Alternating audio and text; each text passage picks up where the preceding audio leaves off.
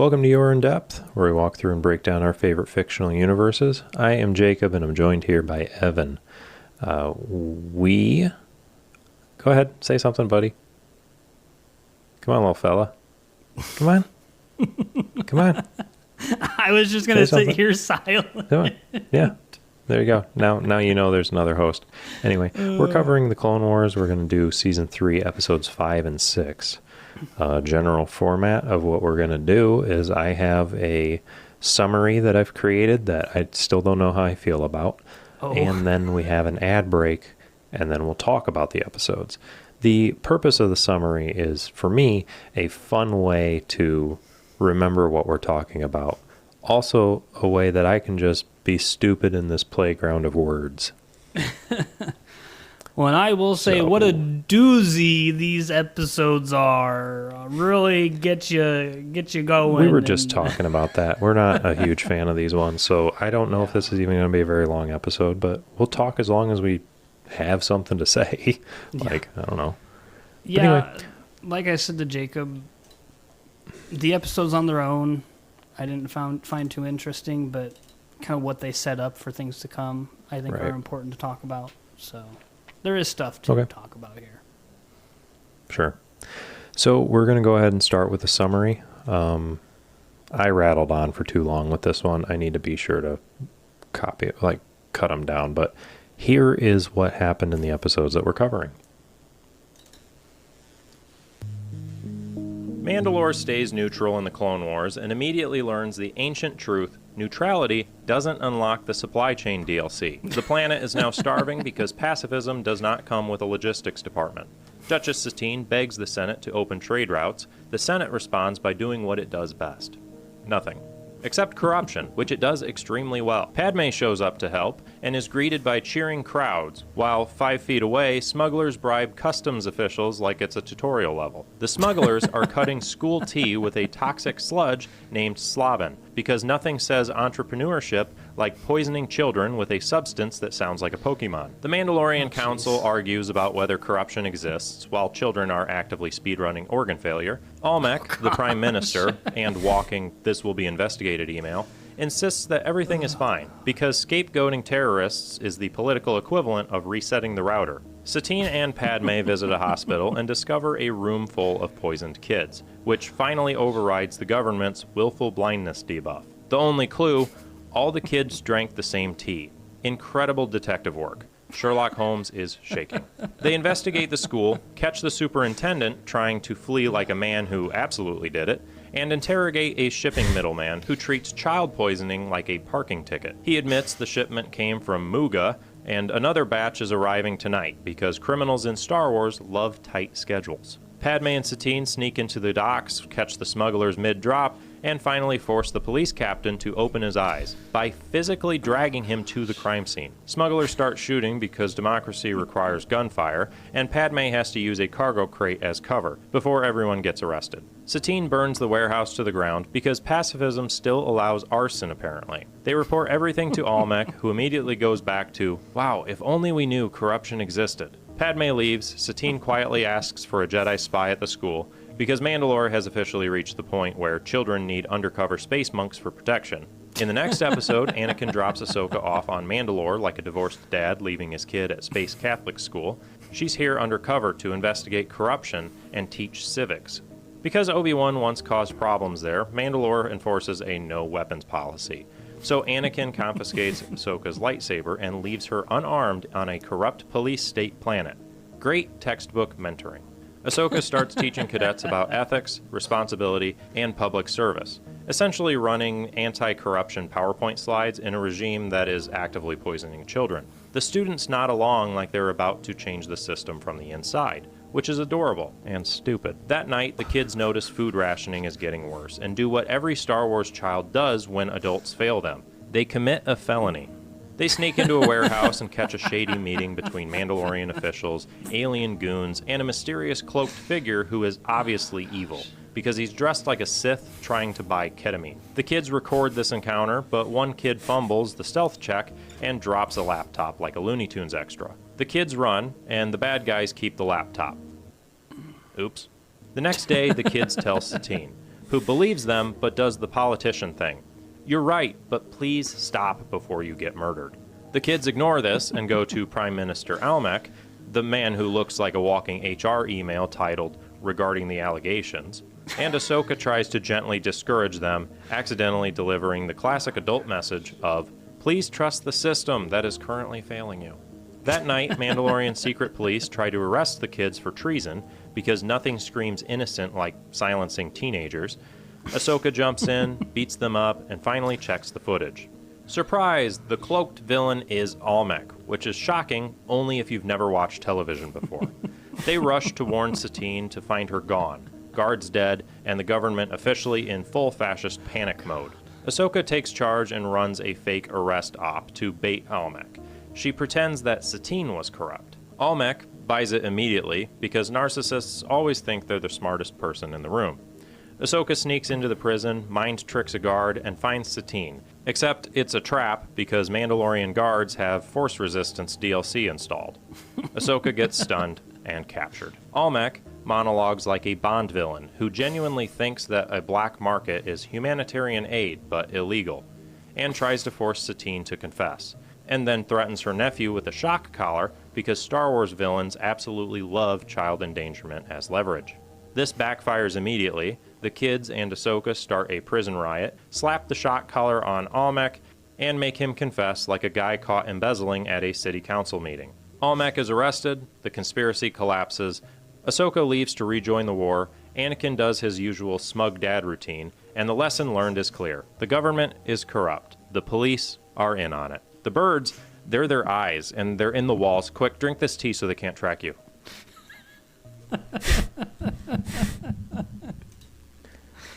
Oh, God. So then just a real quick ad break, and we'll get on with our conversation. Is this the good one that you were really proud of? This episode is brought to you by the Mandalore Tea Company. This stuff is so good, you're going to look at the packaging and say, Mandalore, I need to land me more of this. This is great. If you suspect your tea has been tampered with, promptly disregard. This is Mandalore, where corruption is a distant whisper. No, the one that I really liked was the Bronwyn's Bonds mixed with the, yeah. Well, anyway, I'm not drinking that tea. Yeah. No, I need to actively sit down and reread these summaries because often I'll like contribute a little at a time, and then like I made too many of the same joke, I feel like. And on top of that, it was 5 minutes long. I need to, like, usually, like, so far I've kept them at 3. And I didn't realize it until I was already done and recorded. And so I'm like, well. I will say, though, even though you kind of repeated some of the same things, it fits for these 2 episodes. You know, because it's like, do you mean? The first episode, the government's corrupt. We got illegal goods coming in. Let's stop it's like that. repeated themes, the second episode, but I was primarily... The government's corrupt. Illegal things are coming in. Let's stop that. Yeah, I was primarily meaning like the, I referred to Almec as an email twice. Oh. Like dumb stuff like that.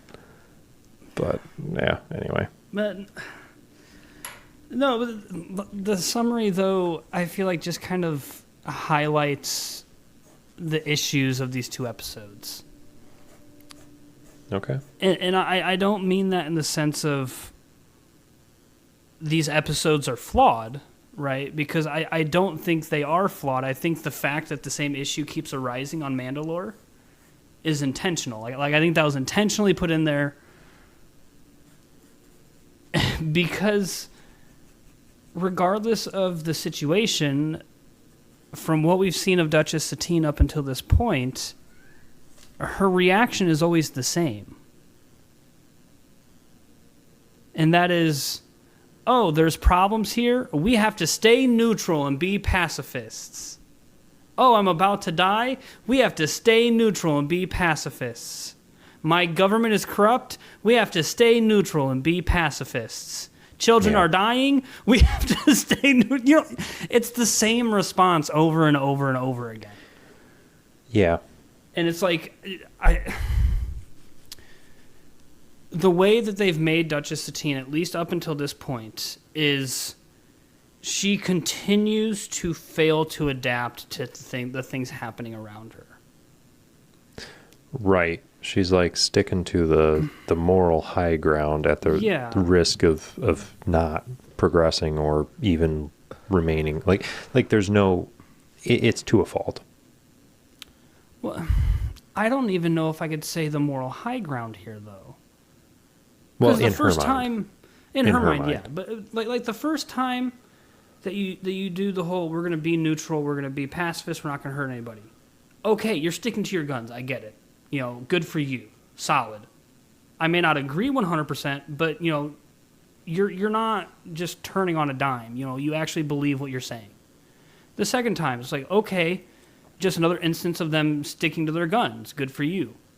But when you get to the third time, something bad has happened, and the fourth time, and every single thing is some sort of corruption in your own government, and your reaction is the same every time, at that point, you're not sticking to the moral high ground. You're just stupid. Yeah.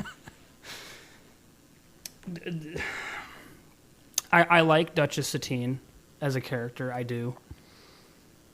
But I think that's mainly for, past these points when she finally starts to have a change here and there. These early episodes of Duchess Satine just drive me crazy. Because the first arc that we have her in is that Mandalore. It's the arc with Pre Vizsla, right, and Death Watch. Yep. That's the first arc, and it's like, okay, the government itself right here has not necessarily been fully corrupted, but you have this branch of Mandalorians opposing you that are trying to seek violence upon you, and your reaction is, we're not going to fight back. And then in that arc, they head to Coruscant, to state her case for no Republic involvement. And someone in her own delegation tries to murder her.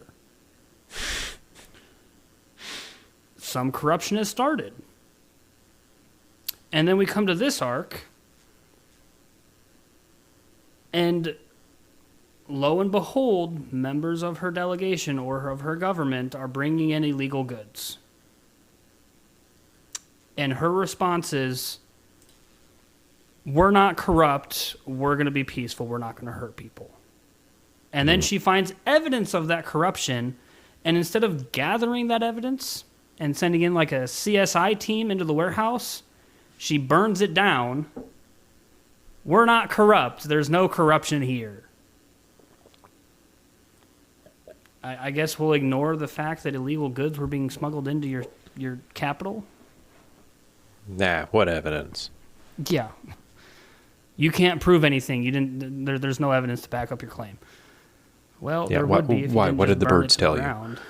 Yeah, there would be if you didn't burn the evidence to the ground.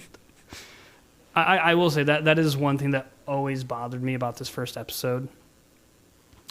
Because I personally like the police shows like NCIS, Criminal Minds, Law and Order, those types of shows. Mm-hmm. And even all distant relatives of Lightsaber Lost. Absolutely not. Yeah, they are. But even though those shows get a lot of police work and stuff, there's inaccuracies and stuff there, you do get the idea of hey, evidence is important when it comes to proving a crime has been committed. Yeah. That's pretty dang important. And I get it, this is meant for young teens, right? But even when I was 12, 13, 14 years old, I was watching Law and Order or NCIS, and it's you just did the one thing that makes it so you can't prove this guy is guilty. Yeah. You got rid of all the evidence. If you ask me, Satine's the corrupt one here. I think she's the mastermind behind all of it. Maybe. maybe her and Jar Jar are in cahoots. They're both like just Dark Lords and stuff. And then Jar Jar, the one that it was a rebound. A rebound from Satine. Yeah, not really. It's more like a deflated ball missing entirely, but whatever, it doesn't matter. But no, with the first episode though, just for some more specifics, for some points. When we first come into the episode when Padme arrives, right? Everything looks all kind of like hunky-dory, everything's fine, no issues here. And part of me wonders how much... Because I'm trying to think of how to properly word this stuff. It's a struggle. With the amount of corruption going on Mandalore right now, there's no way Duchess Satine is not on some level aware of it, right? Because that's like if the President of the United States came out and said, there's no crime happening in the United States anywhere. We're good. Right after the FBI director comes in and says, hey, here's the crime stat sheets. You know? And because it's like the episode opens and Padme arrives and everything looks nice. You know, it looks like there's not any problems here. But then they quickly get into the problems of like, we got black market issues.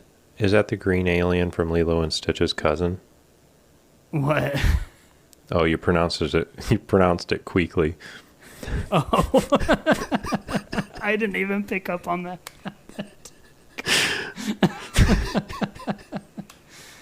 Or at least I think you did. I thought that's what I heard, but sorry. No, I don't know. I probably said it. Listeners, if you couldn't tell, I've got a lot of issues with the way these characters are reacting to the stuff going on around them. But at the same time, I feel like it makes sense. The way that Duchess Satine is initially reacting to there's black market smuggling coming in.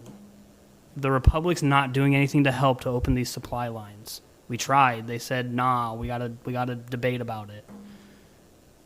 Because like her whole thing is like, we're peaceful. You know, people don't do violence here on Mandalore. We are a peaceful planet. And the moment she admits that corruption and crime is happening, her whole thing kind of goes out the window. You know, it's like, you may be peaceful, but your people ain't, so why do you keep saying Mandalore's peaceful? You know, it just kind of like disproves her all of her statements. So I have to feel like at some level, Duchess Satine is just in denial about what's happening in her own capital. Yeah. But I also, again, the whole pacifist thing, so like your cops aren't going to have lethal weapons. Because if they do, obviously you're not pacifists anymore. But you can't even defend your own people. I feel like I just keep making the same kind of point in different ways, and I don't like it, but I don't really know what else to say. Well, realistically, this episode was a repetitive example of exactly why that is stupid. Yeah. And because even if we go to the second episode, the points are all the same. And it's kind of like you and I were talking about, like, there's not a lot to talk about with the episodes and, like, as we see events play out. Because it's more or less the same thing reskinned. Like, right. Corruption is here, it's they do something like about it. It's basically like each and every Call of Duty game year after year. Yeah. It's the same thing with a different coat of paint. But this just makes me think, because the way we see things unfold for Duchess Satine and each of these different arcs that we see her in, when she takes that pacifism, moral high ground stance. Yeah. It makes me think that Dave Filoni is not a big fan of pacifism. Because it's like Dave Filoni and Jon Favreau, right? Exactly this. Yeah. It makes me think those two are not big fans of pacifism. Well, or was Jon Favreau primarily Mandalorian? I thought both of them. I don't know if Clone he had. Wars. Oh, I think they did because Jon Favreau was Pre Vizsla and some other voices, so he's somehow. Yeah, I don't know fully. But realistically, there is not much to talk about the content of these episodes. Yeah. But you had commented about the outlook on like what is to come because of things that are occurring in this episode. So let's talk about that. Yeah, and I think to preface this before we go into it, for whatever reason, if you're listening to this podcast and you have not watched all of Clone Wars, in order to talk about this, we do have to talk about future things. So there will be spoilers. I don't think we can kind of get around that in order to talk about it. Yeah. But first things first, these episodes, in my mind, they highlight the weakened government state in which Maul is able to come in and take over with Death Watch and the other crime syndicates. Well, like this just shows that this government is already just so weak and so easily corrupted, and it sets things up for Maul and Savage with Death Watch, with the Black Suns, with I think even the Hutts, and is it the Pike Syndicate? Yeah. Later on, yeah. Yeah. Because you get these two episodes back to back where you've got corrupt government officials, and even though they're caught, right, the corrupt officials are caught, to have the corruption this deep and your own ruler not even aware of it at the start of the episode is pretty crazy. Mm-hmm.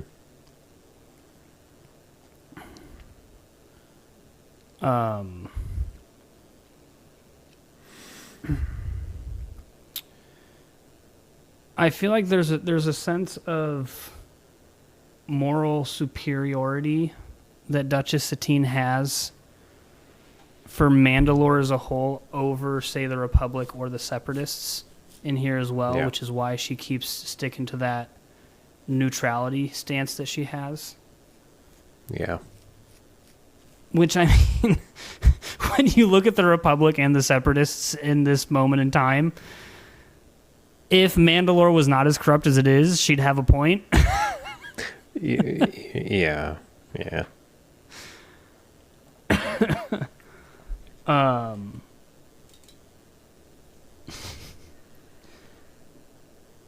And this episode as well. So what I have here, I have a few kind of talking points, and then I have some questions after those couple talking points that we can get into. Sounds good. But these episodes also show that moral branding does not equal moral outcomes, right? That's a pretty obvious thing that it states. You know, like Duchess Satine says, "We're not corrupt. You know, we're good," and it's like, well, that doesn't mean you're actually good. Yeah. And then another kind of talking point here as well is corruption here in Mandalore specifically, and probably in the wider world as well, often thrives because leaders believe they're above said corruption, right? Like in this case, Duchess Satine believes she's above corruption, therefore she fails to see it in others. Yeah. Right? So with that,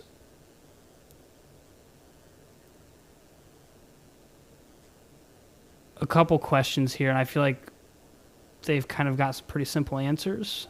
Number one, is moral absolutism more dangerous than moral compromise? Yeah.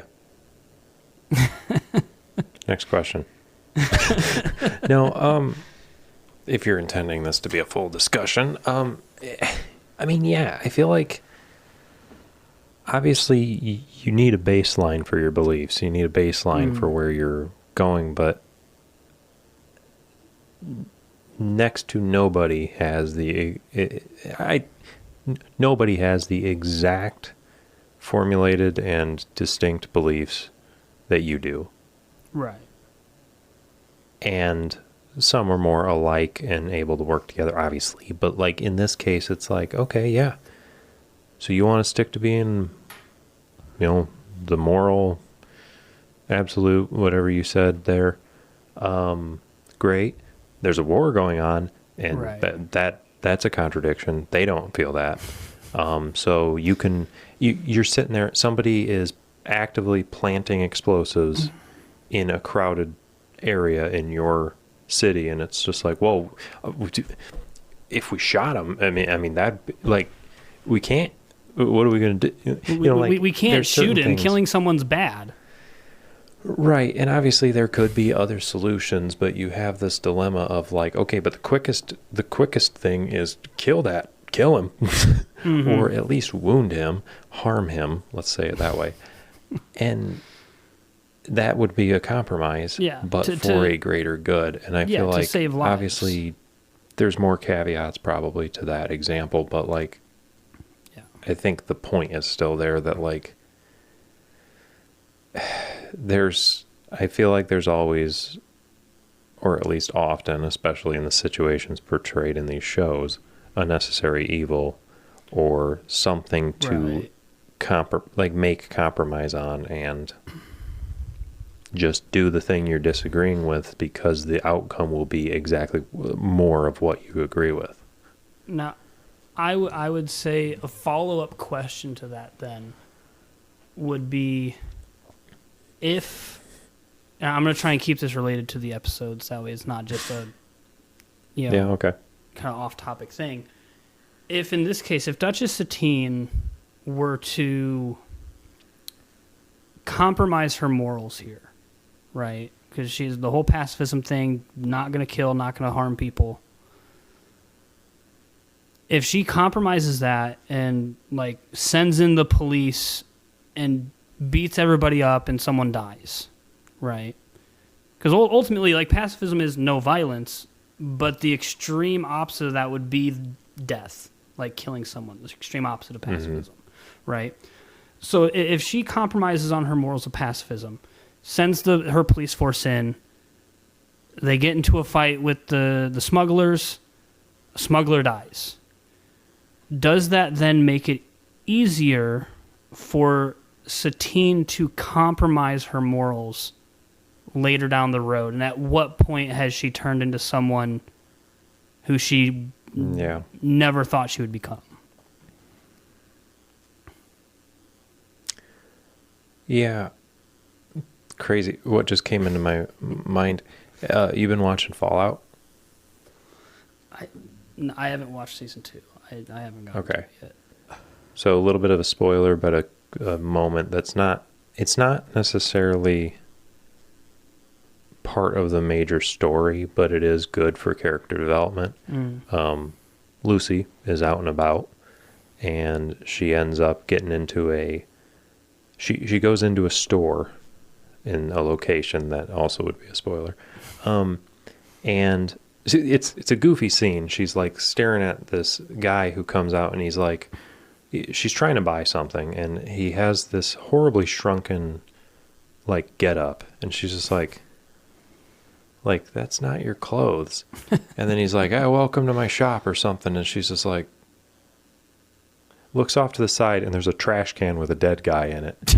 And she's just like and like looks up to a sign, and it's like Manny's whatever shop, and it's like this Hispanic kind of guy in the caricature. The guy who's dead's Hispanic, and this guy is fat and white.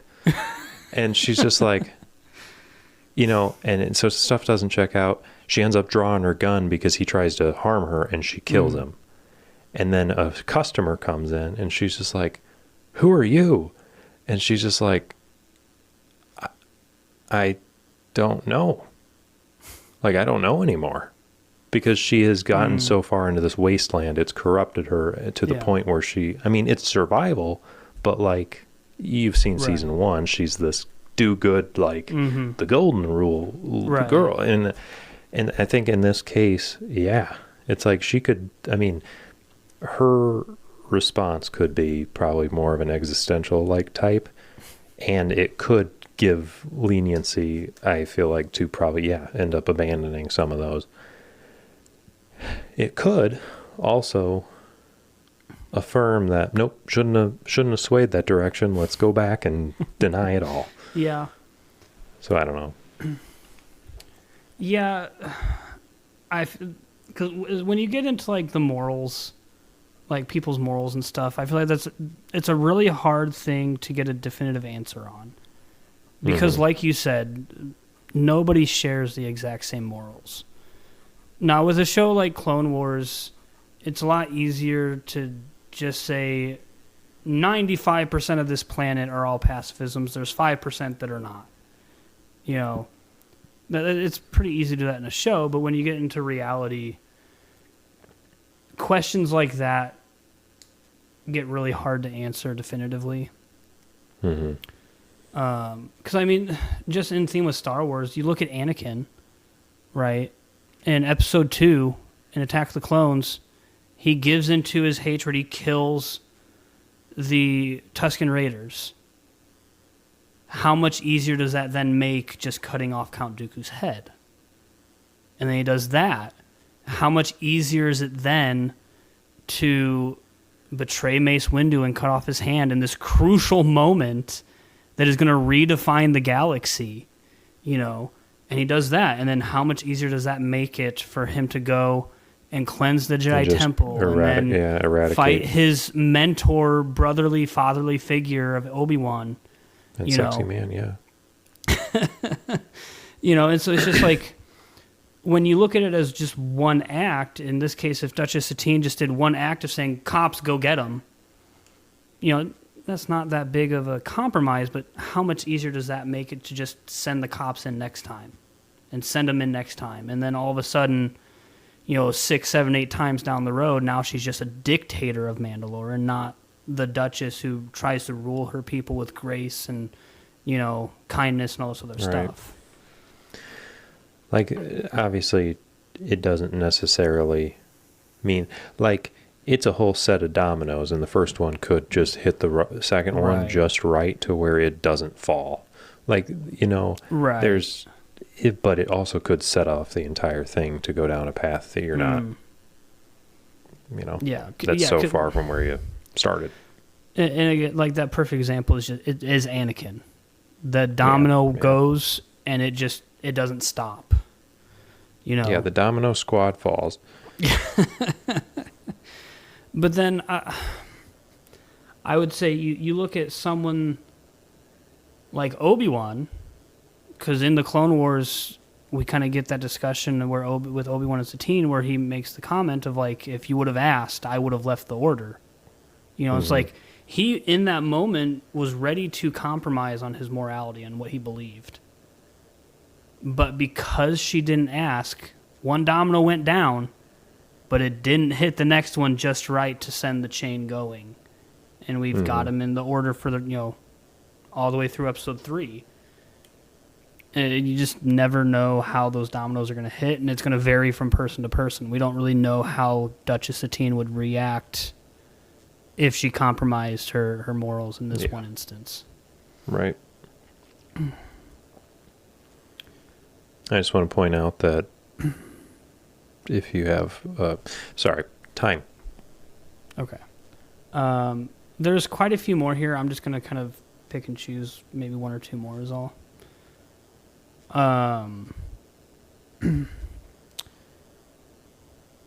I think this is a good one.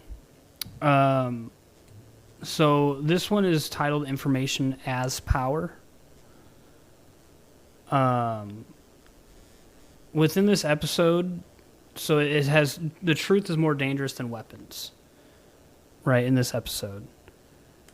Which, I don't know if that's necessarily correct, because when Satine finds out the truth of the corruption, her knowing that doesn't do anything. You know? Yeah. I don't know. I feel like that's such a lame quote.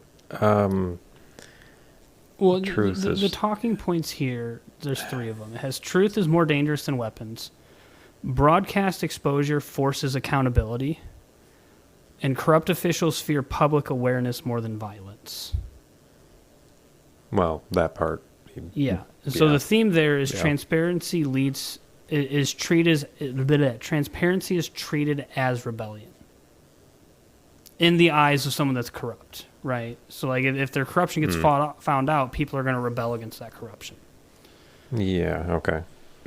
So with that, the question then is information more powerful than military force in Star Wars?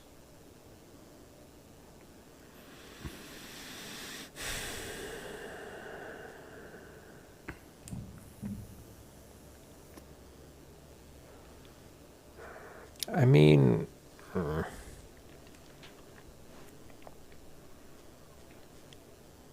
I could see potentially in Mandalore's case, but I don't know.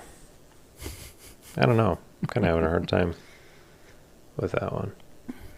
I think I have a definitive answer for that question. Okay. And I would say yes. Because of the information that Chancellor Palpatine has. But that comes with a caveat. As long as you know how to use that information, yes, it's more powerful than military force. Okay. Because the way that, on the grand scale, the way that Palpatine uses the information is expertly done because he's like a master manipulator and he can get the people to turn against the Jedi before he makes his actual military move. Mm-hmm. And that prevents them from then rising up and kicking him out after he wipes out the Jedi. In Duchess Satine's case, I would say no, because she finds out that there's corruption there, and then she doesn't really know what to do with that information. Yeah. Because realistically, in the first episode, she gets lucky. They just happen to raid the warehouse when a deal is going down off of information from a corrupt smuggler that they capture. It's like they get lucky with the smuggler actually told them the truth. And then they get lucky in raiding the warehouse while the deal is going down as further evidence of the corruption. Mm-hmm. And so it's like, it's not that she did everything perfectly as this mastermind. It's, you got lucky, dude, and you just happened to choose the right time to go in. And even then, you still lost some of your police officers because while you're using stuns and lightning batons, they're using actual blasters because they don't care if they kill you. If they don't kill you, they're going to jail. So, Yeah. So I would say with that, is information more powerful than military force in Star Wars? Yes, if you know how to use the information. Yeah. I think the last one that I think we could talk about, because it leads to some pretty important things, is Ahsoka's kind of realizations in this episode, or in the second episode of this arc.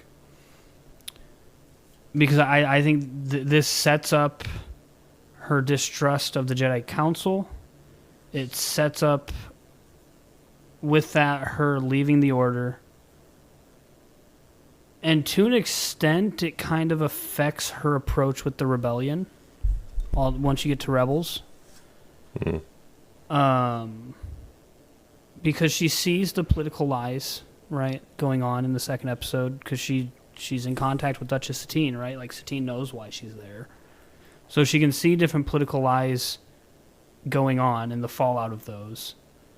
She sees the institutional failure in the Mandalorian government. And to an extent, you could argue she sees some moral cowardice here. Truthfully, in Duchess Satine, in all honesty. Because, like, once Duchess Satine is made aware of the corruption from the kids, like you said in the recap, she says, hey, don't do any more, you're going to get hurt. We'll just kind of let it be. I'll take care of this. Yeah. Mm-hmm. You know, which would set up some things of being distrustful of, you know, institutions, aka the Jedi, which, as we know later on in Clone Wars, happens. She's rightfully distrustful of them. Yeah. Yeah.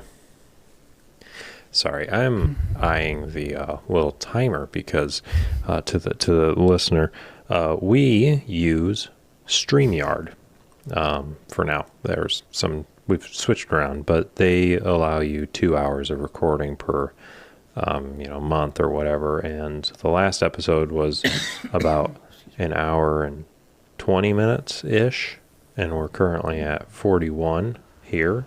So I'm like kind of distracted because I'm like, are we going to be cut off mid-sentence?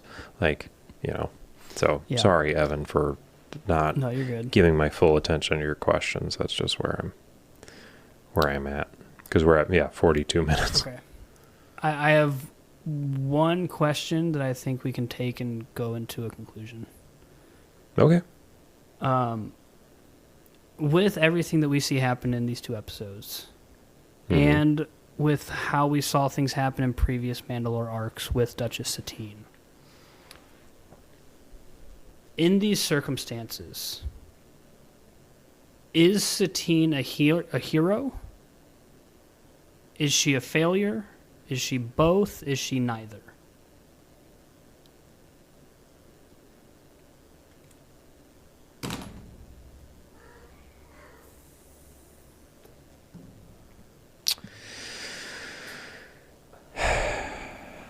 I mean, part of me wants to say neither, because she kind of like it.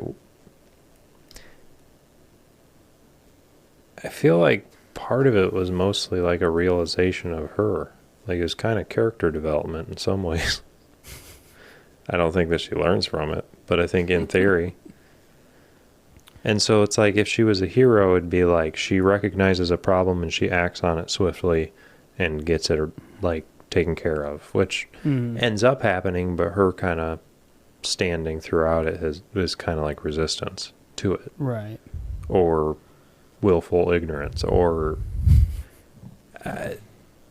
trying to... I feel like there's some fumbles. Yeah. I think I would, at least up until this point that we have of Duchess Satine, I would classify her as a failure. Okay. Exclusively. Because in the first episode of these 2, yes, they get the smugglers, right?